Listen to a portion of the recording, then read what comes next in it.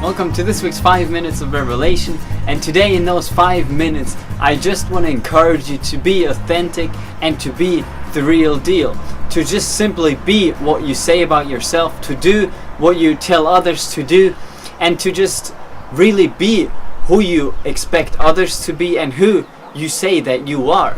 Because there's too many people that preach one thing or that say one thing to someone, but then go back home, go back into their own lives and do something completely different.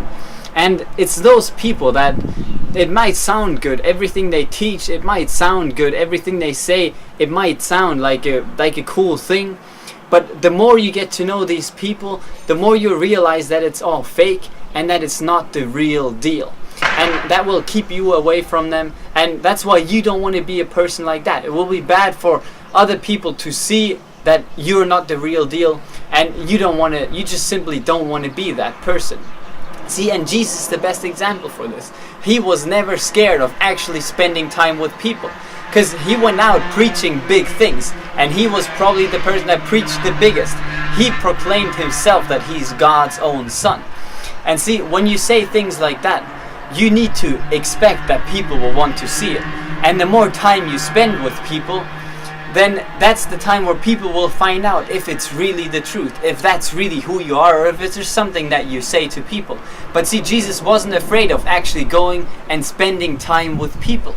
There was times where just like 2-3 days he would spend with one group of people, or with his disciples. He would spend a lot of time with them. But see, the more they spent time with him, the more they found out that it is true what he was preaching, that it was the real deal, and that Jesus simply was authentic, that his word was one with his actions. And that's also the reason why we still talk about Jesus today, why Jesus is still the person that he is, why we can still stand on his promises for all the good things and receive them in our lives, be sure that they're coming to pass, and simply enjoy them in everything we do.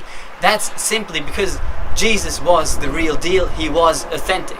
And see, you don't need to go out and try to preach a big message or try to convince others with your big words or with your intellect and stuff. Yeah, that might be a good tool, but that's not what's eventually going to get people to look at your life and say, well, this is what I want to live, and actually bring them to God this way. Whether it's your family that is not yet saved, your friends, or any other person. It's simply, if they can simply see it in you, if they can simply see that whatever you teach, that's really who you are. If you preach about joy, then you gotta be full of joy yourself. If you preach about salvation and peace and happiness and good relationships, then that's what people should see in your life. And if people can see that in your life, then you won't have to go out and try to get these people to come to you.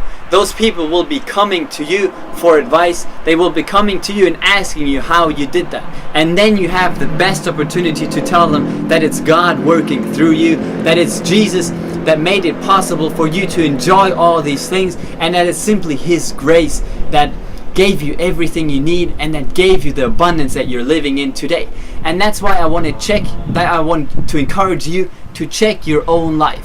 Where have you been preaching things, but then you went back home and did something completely different? Or where have you been saying things that are right, that people should do, but you yourself, you haven't been able to apply them to your own life?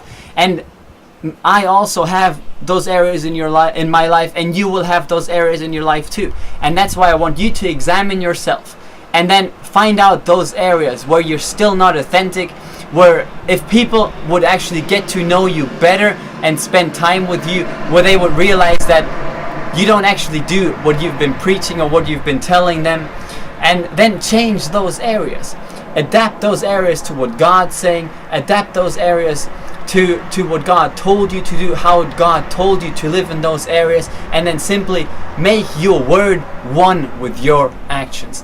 Because that's so important. That's the greatest testimony that you can give to people. If people see that you actually live what you tell them about, if they see that you live what you preach. So make sure that your words are one with your actions, and just simply by doing that, be authentic and be the real deal, because that is what will draw people to you when they see that you are as blessed as you talk about, that you have as much joy, as much peace, and as much of the blessing that God wants you to have. They will simply come to you and ask you, how did you do this? How did you get to this point? I want to be in the situation that you're in, because your life seems great, it looks great, and I just like spending time with you. I want to have what you have. And that is the perfect time where you can say, it's Jesus that did this, it's God that made it possible, it's His blessing on my life. So be authentic and be the real deal. That's all I want to share with you this week, but this is something that you should take into the rest of your life and keep checking yourself. Where are my words not one with my actions? And when you find out where they're not, then go back and change them. So take that with you. Be blessed by that. Don't forget to read your chapter a day, and I'll see you again next week.